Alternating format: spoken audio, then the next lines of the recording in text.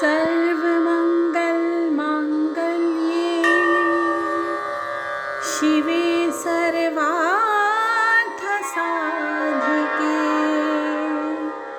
शरण्ये त्र्यम्बके गौरी नारायणी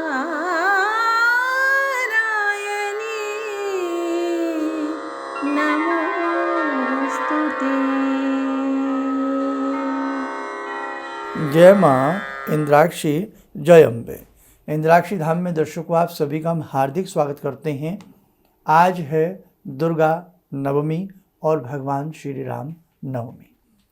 राम नवमी भी है और दुर्गा नवमी भी है, तो ये बहुत प्रसन्नता का विषय है कि बहुत अच्छे से आज भवानी का पूजन करें और साथ में भगवान श्री राम का पूजन करें। सारी जानकारी इस अंक में देंगे और एक विशेष बात और बताएंगे। दुर्गा सप्तशती से जो हवन करते हों तो वहाँ पर मुख्य रूप से 7 आहुतियाँ ऐसी हैं, 7 मंत्र ऐसे हैं कि जिनसे आहुति नहीं दी जाती है। आपकी नॉलेज के लिए बताएंगे, कहीं कहीं 4 मंत्रों को माना जाता है, कहीं 5 मंत्रों को माना जाता है, तो कहीं 7 मंत्रों को भी माना जाता है कि इनकी आहुतियाँ दुर्गा सप्तशती करते समय, उसका यज्ञ करते समय दुर्गा सप्तशती में आए उन मंत्रों की आहुति न दें। उनकी जगह क्या बोलना चाहिए, सारी जानकारी इस अंक में आपको मिलेगी। ध्यान से सुनिएगा। आइए आज का हम पंचांग देखें। 17 अप्रैल सन 2024, दिन बुधवार, संवत 2081, चैत्र मास, शुक्ल पक्ष, तिथि नवमी, नक्षत्र आश्लेषा, राहु काल 12 से 1:30, दिशा शूल उत्तर पूर्व दिशा। आज बहुत शुभ दिन है, बहुत प्यारा दिन है, बहुत अच्छा दिन है। आज के दिन साधक जितनी अपनी साधना को बढ़ा ले उतना ही उसके लिए कम होता है। और एक विशेष बात ध्यान रखें, माँ भगवती सिद्धिदात्री की आज के दिन पूजा की जाती है। जो भी आप भगवान का स्वरूप आपके घर में हो भगवती का, तो आज उनके स्वरूप में भगवती सिद्धिदात्री का ध्यान करते हुए आज का हम पूजा करें। और जिनके घर में नवमी होती है तो बहुत अच्छे से, आज नवमी का पर्व है, आप कन्या पूजन करें, कढ़ाई पूजन करें। कन्या पूजन कैसे किया जाता है, बहुत सिंपल तरीके से हमने कल के अंक में बताया था। कढ़ाई पूजन भी आपको कल और परसों के अंकों में भी बताया था।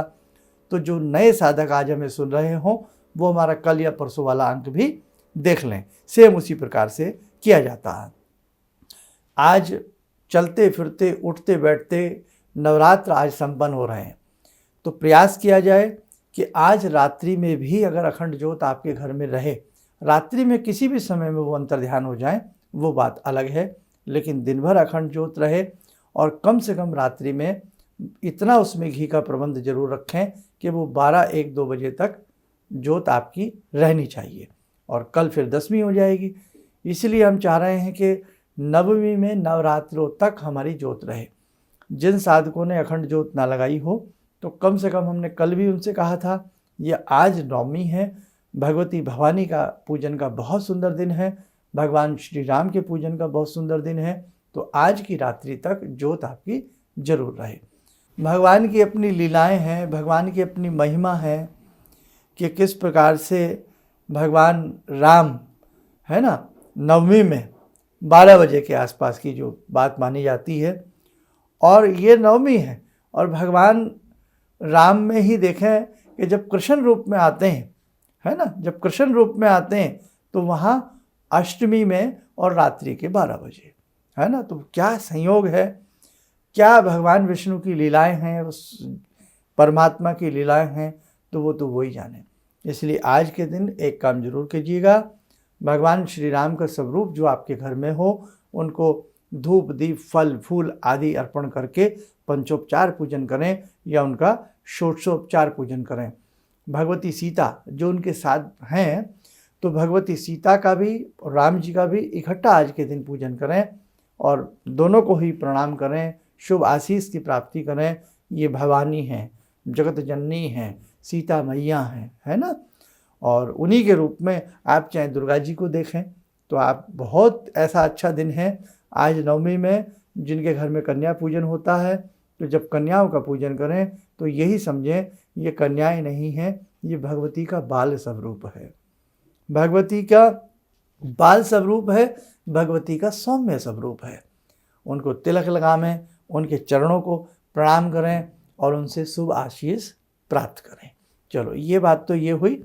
अब दूसरी बात में एक काम और करें, आज चलते फिरते उठते बैठते, क्योंकि नवरात्र संपन्न हो रहे हैं, चलते फिरते उठते बैठते मन ही मन जय श्री राम, जय श्री राम, जय श्री राम, दुर्गा दुर्गा दुर्गा, या सीताराम सीताराम। सीता जी के भी वही भवानी का स्वरूप हैं ये, सीता जी सभी को मालूम है। तो सीताराम सीताराम, उधर राम जी का भी नाम आ गया, उधर भवानी का नाम भी आ गया, सीताराम सीताराम, या ओम राम रामाय नमः, ओम राम रामाय नमः। और एकदम उसी के साथ नवारण मंत्र ऐं ह्रीं क्लीं चामुंडाई विच्चे, राम रामाय नमः, ऐं ह्रीं क्लीं चामुंडाई विच्चे। उठते बैठते चलते फिरते जपते रहिए, या राम राम दुर्गा दुर्गा। ये राम नाम का जो जप है अद्भुत है, बताने की आवश्यकता नहीं है। भवानी दुर्गा का जो नाम जप है अद्भुत है। ये सारी चीज़ें आपके साथ हम पहले से ही सारी बातें बताते आपको आए हैं। तो कहने का मतलब भवानी और भगवान राम का नाम आज के दिन जपा रूप में चलते फिरते हमारे जितने भी साधक हैं आप लोग जरूर जपते रहिएगा। अब हम बात करते हैं, आज बहुत लोग यज्ञ कर रहे होंगे या करेंगे, बहुत लोग रात्रि में भी करते हैं। दुर्गा सप्तशती में 700 मंत्र हैं, जिसमें दूत उवाच को भी गिना गया है।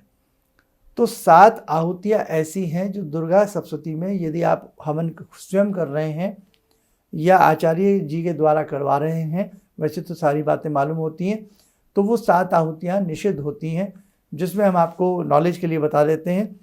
प्रथम अध्याय की यदि हम बात करें तो प्रथम अध्याय में खड़ग्नि, शूलनी, घोरा, गदनी, चक्रनी, ये आप ध्यान रखें, इस आहुति को प्रयोग में नहीं लाया जाता है। इसकी जगह हम क्या बोलेंगे वो भी मैं आपको सारा बता दूंगा।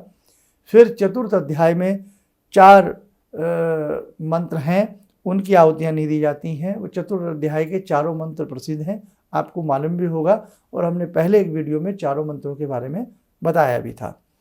ऐसे ही फिर जहाँ दूत उवाच आता है, श्री दुर्गा सप्तशती के पंचम अध्याय में दूत उवाच आता है, तो दूत उवाच भी नहीं बोला जाता, मानसिक रूप से आप कह सकते हैं, और उसके साथ साथ वहाँ नवारण मंत्र बोल करके आहुति दी जाती है। यहाँ दूत उवाच की स्थिति जो है 2 बार आ रही है करीब करीब, तो इसलिए आप देखें वहाँ ध्यान रखें, तो दूत उवाच की जगह भी आप ऐसा बोला जाता। और वैसे तो खैर कुछ लोग मेन 4 आहुतियाँ ही मानते हैं चतुर्थ अध्याय की, लेकिन ये प्रथम अध्याय की आहुति भी आप जरूर समझें। और जहाँ हम ये आहुतियाँ ना दे सकें तो वहाँ क्या किया जाए, वहाँ आप नवारण मंत्र बोल करके आहुति दे सकते हैं, या नवारण मंत्र के साथ साथ श्री महालक्ष्मी स्वाहा बोल करके आहुति दे सकते हैं, या श्री महाकाल्य स्वाहा नमः बोल करके आहुति दे सकते हैं। तो ये सारी बातें हमारे साधक दर्शक ध्यान रखें। कई बार हम कोई यज्ञ करते हैं या कोई बड़ा कार्य करते हैं, तो उसकी जो निर्देश हैं या उसके जो विशेष गहराई हैं वो हमें ध्यान रखना चाहिए। दुर्गा सप्तशती अपने आप में अनुपम ग्रंथ है, अपने आप में एक चमत्कारिक अलौकिक ग्रंथ है, और दुर्गा सप्तशती में आप ये कोताही न बरतें कि इसको हम शॉर्टकट में पढ़ लें। जैसे हम सोचें कि एक श्लोक में दुर्गा सप्तशती को पढ़ लें, नहीं साहब, दुर्गा सप्तशती में साहब 13 अध्याय हैं। दुर्गा सप्तशती में जो 13 अध्याय हैं, और 13 अध्याय से पहले यदि हम चलें, हम कवच की बात करें, तो कवच को कैसे आप एक श्लोक में ले सकते हो। कवच में एक एक अंग के बारे में भगवती से कहा गया है कि हे भगवती हमारे इन इन अंगों की रक्षा ये देवियाँ प्रदान करें, इसलिए वहाँ भरपाई एक श्लोक में नहीं हो सकती। बाकी अब आपका देखो सबका अपना अपना मानना हो सकता है, इसलिए दुर्गा कवच जब भी पढ़ें उसे संपूर्ण रूप से पढ़ने का प्रयास करें। कवच, कीलक, अर्गला संपूर्ण तरीके से पढ़ें, नवारण मंत्र अच्छे से पढ़ें। अब 13 अध्याय की जब बात आती है उसमें हमने आसान तरीका आपको बता दिया था कि पहले दिन ये कर लें, दूसरे दिन ये कर लें, वो सारी बातें आपके पास हैं। यदि समय है तो 13 के 13 अध्याय इकट्ठे पढ़ लें। और यदि इसके दुर्गा सप्तशती के 3 चरित्र भी हैं, प्रथम, मध्यम, उत्तम, तो अगर आपको किसी विशेष एक चरित्र से पाठ करना हो तो हमारे दर्शक नोट कर लेना, कभी भी वहाँ अगर एक ही चरित्र पढ़ना है आपको कि हमेशा एक ही चरित्र में पढ़ूंगा, तो मध्यम चरित्र ही आप लोग पढ़ा करें, अति उत्तम रहता है, जैसा कि ऋषि मुनियों की वाणी है। और बहुत सारे ऐसे रहस्य हैं जो दुर्गा सप्तशती के बारे में अभी आपको जानने बाकी हैं और हमारी तरफ से बताने बाकी हैं। बाकी आज प्रयास रख लें, अगर आप दिन में नहीं कर पाए हैं तो संध्या के समय ही ऐसी ज्योत की व्यवस्था कर लें जो रात्रि के 12-1 बजे तक चल जाए। वो भी आपकी अखंड ज्योत के रूप में ही मानी जाएगी। कम से कम नवरात्रा है, नवरात्र संपन्न हो रहे हैं, आपने नवे नवरात्र में ही सही तो कम से कम 12 बजे के बाद तक की ज्योत की व्यवस्था कर लीजिएगा, बहुत अच्छा रहेगा। और बाकी सारी चीज़ें मैं आपको बता ही चुका हूँ। आज के भोग के बारे में भी आपको बता दिया था कि धान का लावा, बहुत लोग पूछ रहे थे धान का लावा क्या होता है। खील जो होती है, दीपावली में देखा ना आपने, हम खील बताशे जो अर्पण करते हैं भगवती लक्ष्मी को, तो भुना हुआ जो चावल होता है उसको हम धान का लावा कहते हैं। मोटे शब्दों में इसको खील भी कहा जाता है, उत्तर प्रदेश की भाषा में इसको खील भी कहा जाता है, दिल्ली और उत्तर प्रदेश में। तो आप खील ले सकते हैं, खील का लावा अर्पण किया जाता है। और अब इसके बाद के हमारे जो कार्यक्रम रहेंगे वो थोड़ा ज्योतिष पर भी हम लोग प्रकाश डालेंगे, वास्तु पर भी प्रकाश डालेंगे। हमारे साधक ऐसे बहुत हैं जो बहुत ज़्यादा हमसे कह रहे हैं कि प्रतिदिन का राशिफल आप दीजिए, और प्रतिदिन का नहीं दे सकते तो बहुत लोग कह रहे हैं जो महीने में हम सीरीज चलाते हैं राशियों के उपाय की, उसके लिए बहुत लोग कह रहे हैं। तो देखो भैया, प्रतिदिन का तो सोचना पड़ेगा कि प्रतिदिन का राशिफल कैसे दिया जाए, क्योंकि समय देखा जाता। अब जैसे इस महीने का ड्रॉप हो गया क्योंकि नवरात्र आ गए और बहुत सारी चीज़ें थी, तो मैं प्रयास करूँगा एक रूपरेखा बनाने की, ताकि जो हमसे जुड़े हैं, एक परिवार बना इंद्राक्षी धाम का, तो वो जुड़ा रहे और उसमें जो भी आपको चीज़ चाहिए वो हम आपको प्रस्तुत करने का प्रयास करें। दीक्षा का कार्यक्रम शुरू हो चुका है, दीक्षा आपको मिलना प्रारंभ हो गई है, और उसके लिए भी हमने आपसे कहा है कि आप अपना नाम नंबर लिखवाते रहें। काफ़ी लोगों ने लिखवा दी है, और ये पूर्णिमा तक आप अपना नाम लिखवा सकते हैं और दीक्षा प्राप्त कर सकते हैं। आइए, साथ को समय हो चला आज की ध्यानमाला से जुड़ने का। जुड़ते हैं भगवती जगदम्बा सिद्धि दात्री से। ॐ सिन्दूरारुणविग्रहां त्रिनयनां माणिक्यमूलस्फुरात् स्तारानायकशेखरं स्मितमुखी भापेन वक्षोरुवां पाणिभ्यामलपूर्णरत्नचषकां रत्नोत्परां बिभ्रति सौम्यां रत्नघटस्थरक्तचरणां ध्यायेत्परां अम्बिकां खड्गं चक्रगदेषु चापपरिगान् शूलम्बुशुण्डिं शिरा शङ्खं संदधतीं करे स्त्रीनयनां सर्वाङ्गभूषावृतां नीलास्मद्युतिमास्य पाददशकां सेवे महाकालिकां यामास्तो स्वपितैहरो कमलजो हन्तुं मधुं कैटवं विद्युद्दामसमप्रभां मृगपते स्कन्दस्थितां भीषणां कन्या विहकरवालखेटविलसा धस्ताविरासेवितां हस्तैश्चक्रगदाशिखेटविशिखां चापं गुणं तर्जनीं विप्राणामलिलात्मिकां शशिधरां दुर्गां त्रिनेत्रां भजे। कवच बना लें, ध्यान करें। जगदम्बा का शुभ आशीष हम सबके ऊपर बरस रहा है। भगवती सीता के रूप में, भवानी के रूप में, सिद्धिदात्री के रूप में आप भगवती का ध्यान करें।